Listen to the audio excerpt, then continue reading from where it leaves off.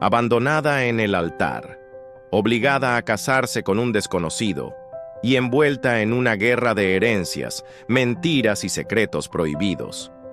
Isabela jamás imaginó que el hombre que entró en su vida por casualidad sería aquel destinado a cambiar su corazón para siempre.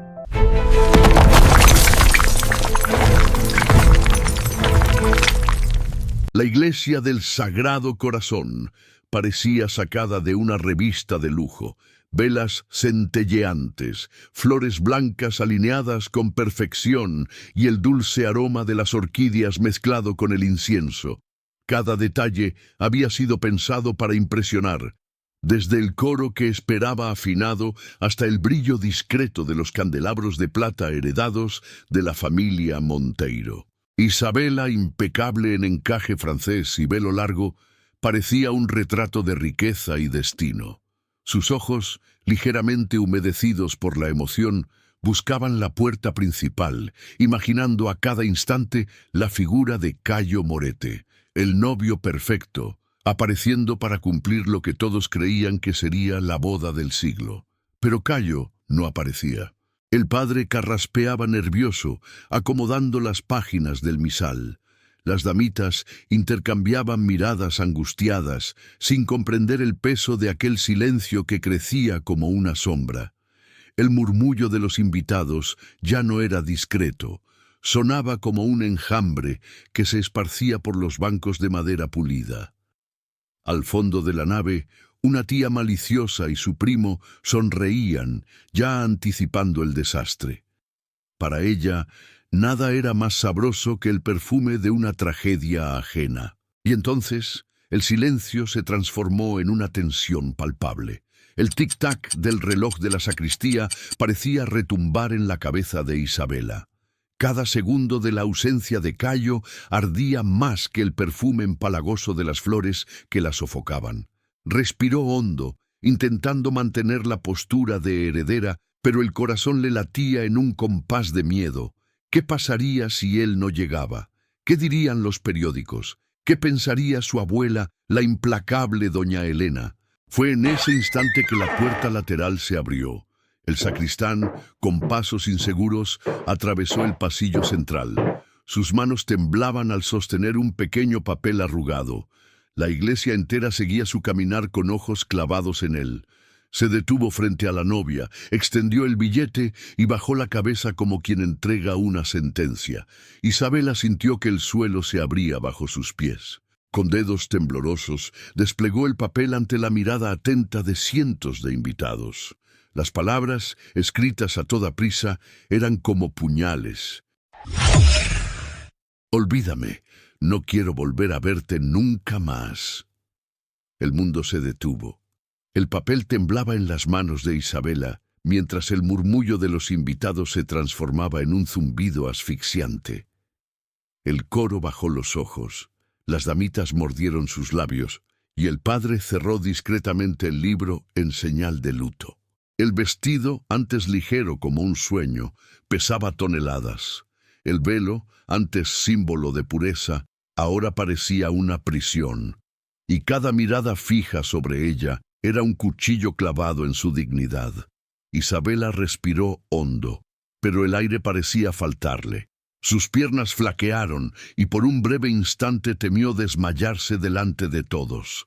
Sin embargo, algo dentro de ella, quizá el orgullo heredado de la familia Monteiro, quizá la rabia por haber sido expuesta al ridículo, la mantuvo en pie. La campana de la iglesia sonó afuera, mezclándose con el trueno distante que anunciaba lluvia en la ciudad, como si hasta el cielo se compadeciera de aquella humillación. Y fue allí, rodeada de lujo, expectativa y vergüenza, que Isabela comprendió. La vida perfecta que le habían prometido había terminado con una sola frase garabateada en un pedazo de papel. Únete a nuestra familia. Dale like. Suscríbete al canal y escribe en los comentarios desde qué parte del mundo nos acompañas. Así sabremos que no estamos solos. Doña Elena Monteiro, la abuela, avanzó por el pasillo con pasos firmes, el bastón de plata resonando contra el suelo de mármol. Su presencia era como un rayo que cortaba el silencio sofocante de la iglesia. Se acercó a Isabela, con los ojos duros como el acero, y susurró, de modo que solo su nieta pudiera escuchar: «Si no te casas hoy, lo pierdes todo. El testamento de tu abuelo es claro: matrimonio antes de la medianoche, o la empresa pasará a manos de Mauricio». Las palabras cayeron sobre Isabela como una sentencia de muerte. Parpadeó, incrédula, intentando comprender la frialdad de aquella exigencia. No se trataba únicamente de un compromiso roto, sino del peso de un imperio entero sobre sus hombros. El reloj, hasta entonces solo un marcador de horas, se transformó en un verdugo implacable. El vestido, que antes parecía hecho para un cuento de hadas, ahora pesaba no solo por el encaje delicado, sino por la carga de una fortuna entera a punto de escapársele de las manos. El murmullo de los invitados ya no era mera curiosidad, eran dardos, cuchicheos venenosos que se esparcían como fuego en la hierba seca. Cada mirada era un juicio. Cada risita sofocada, un recordatorio cruel de su humillación pública. Afuera, la lluvia castigaba. Los truenos resonaban como si la propia ciudad participara de aquel espectáculo de desgracia. Las gotas corrían por los vitrales de colores, distorsionando la luz de las velas y haciendo que la escena pareciera aún más irreal. Y en medio de ese caos, una silueta permanecía inmóvil, observando desde lejos. Barba crecida, abrigo gastado, ojos afilados que no perdían detalle alguno. No era invitado, ni parecía pertenecer a ese mundo de lujo y riqueza. Era un extraño, una pieza fuera de lugar, pero que parecía haber estado esperando exactamente ese momento. Cuando Isabela, aturdida, cruzó el pasillo lateral en busca de aire, de una salida, de cualquier rendija que la liberara de aquella prisión de expectativas, la silueta se movió. Se aproximó con pasos lentos, pero firmes.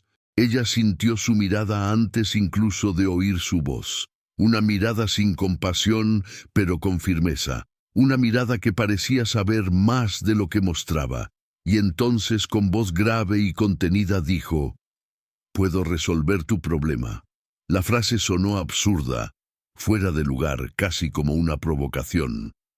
Pero en ese instante, cuando su mundo entero se derrumbaba, Isabela comprendió que quizá la única salida vendría precisamente de donde menos lo esperaba.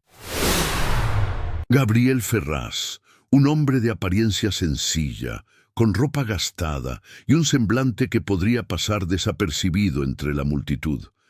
Pero había algo en sus ojos, una inteligencia aguda y una calma inusual que se percibía incluso bajo su aspecto humilde. Isabela lo miró, todavía temblando, tratando de comprender la situación absurda que se desplegaba ante ella. Un mendigo ofreciéndose para casarse con la heredera de una de las familias más poderosas. Era imposible, y sin embargo sus palabras fueron directas y firmes. «Cásate conmigo hoy y conserva tu herencia, no cobro caro». El absurdo de la frase provocó una risa nerviosa en Isabela. Rió, aunque sentía la garganta seca y las manos temblorosas. Cada segundo que pasaba era un recordatorio cruel. El reloj no esperaba. La medianoche se acercaba y con ella la posibilidad de perderlo todo. Tragó saliva, luchando contra la vergüenza, la incredulidad y el miedo. La idea de casarse con alguien que apenas conocía era aterradora. Y aún así, al observar la firmeza en los ojos de Gabriel, algo dentro de ella comprendió que no había otra salida. Tal vez ese hombre, desconocido para todos, fuera su única oportunidad de salvar lo que quedaba de su vida y de su herencia. Mientras caminaban por la iglesia casi vacía, Isabela notó los detalles que antes pasarían desapercibidos. El ventilador que gemía en un rincón, lanzando un viento caliente e irregular. las paredes manchadas por el tiempo y la humedad, el altar iluminado por pocas velas que parpadeaban como si también estuvieran nerviosas. Todo parecía conspirar para aquel momento íntimo e inesperado. Llegaron al pequeño mostrador donde se formalizaría el matrimonio. La tensión era palpable. Gabriel mantuvo una postura firme, como si nada pudiera sacarlo de su decisión, mientras Isabela respiraba hondo, consciente de que cada elección en ese instante definiría su futuro. Minutos después, las dos firmas sellaron el pacto. Eran las 23:48, el reloj avanzando implacable hacia la medianoche. Llegaron al pequeño mostrador donde se formalizaría el matrimonio. La tensión era palpable. Gabriel mantuvo una postura firme, como si nada pudiera sacarlo de su decisión, mientras Isabela respiraba hondo, consciente de que cada elección en ese instante definiría su futuro. Minutos después, las dos firmas sellaron el pacto. Eran las 23:48, el reloj avanzando implacable hacia la medianoche. Tal vez juntos podrían enfrentar todo. La estricta abuela, el primo ambicioso, la prensa ávida de escándalos. Y así, mientras el reloj continuaba su tic-tac implacable, dos desconocidos sellaban no solo un contrato de conveniencia, sino el inicio de una historia que desafiaría expectativas, derribaría enemigos y quizá transformaría la desesperación en amor verdadero. A la mañana siguiente, el sol apenas iluminaba el barrio cuando Mauricio Vasconcelos apareció en la puerta de la mansión, su sonrisa venenosa cortando el aire como una cuchilla. Vestía un traje impecable, pero sus ojos delataban la arrogancia de quien cree tener todas las cartas en la mano. «Este matrimonio no vale nada», proclamó, su voz resonando por los corredores de la casa. «Tengo abogados que demostrarán que fue un golpe». La guerra familiar, hasta entonces silenciosa y enterrada bajo apariencias de cortesía, finalmente estalló. Cada palabra de Mauricio era una chispa, encendiendo rencores antiguos y recuerdos de disputas que debieron haber sido enterradas hacía años. La tensión se cernía como una nube cargada sobre la mansión, y hasta doña Elena frunció el ceño, reconociendo en silencio que la situación había escapado a todo control. Pero antes de que alguien pudiera responder, sonó el teléfono. El estridente timbre cortó el ambiente como un aviso urgente. Uno de los asistentes contestó, y pronto la noticia se esparció. La fábrica principal de la familia Monteiro estaba en llamas. Lo que estaba en juego ya no era solo la herencia o el orgullo, sino la supervivencia de un imperio entero. El fuego devoraba décadas de trabajo, y el personal parecía perdido, sin saber por dónde empezar. El caos se instaló con fuerza total, alarmas sonando, sirenas, el olor acre del humo penetrando en cada rincón. En medio de aquel tumulto, Gabriel Ferraz emergió como una presencia inesperada, pero con autoridad incontestable. Con un gesto firme, comenzó a comandar la situación. Dividió equipos, organizó brigadas de combate contra el incendio, movilizó camiones cisterna privados y supervisó la protección de los depósitos con precisión casi militar. Cada movimiento transmitía confianza, disipando el pánico que amenazaba con apoderarse de todos. Isabela lo observaba atónita, incapaz de comprender cómo aquel hombre que la noche anterior había sido solo un desconocido, ahora dominaba la escena como un general experimentado. No había improvisación en él.